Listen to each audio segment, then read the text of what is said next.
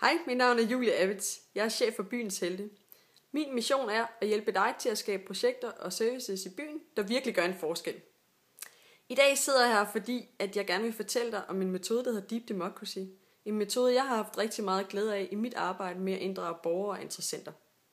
Det hele starter tilbage i 2001, hvor jeg danner et firma, der hedder Vanebryderne, sammen med 3 andre medstuderende.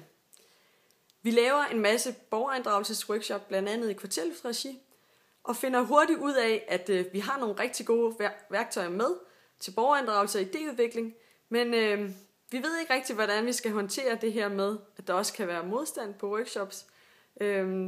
Nogen, der ikke har tillid til kommunen eller os, og som er skeptiske, og at det kan være svært at skabe nogle beslutninger, som virkelig følges op af handling, og hvor der er reelt ejerskab til projektet bagefter.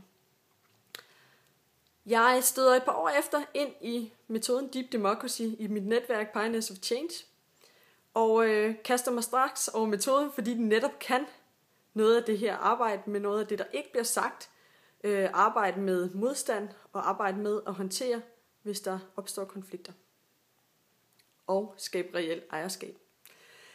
Så det var rigtig spændende, og jeg kastede mig ud i et kursus i den amerikanske model, Deep Democracy,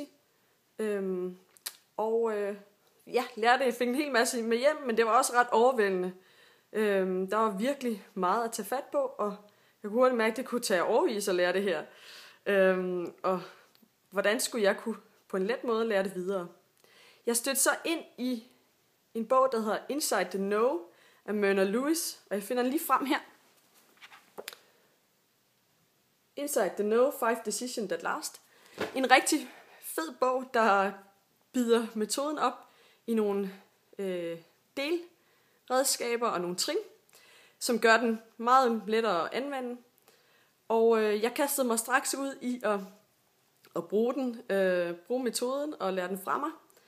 Og har siden så lært hele hendes koncept, Myrna Lewis' måde at arbejde på og undervise i metoden på.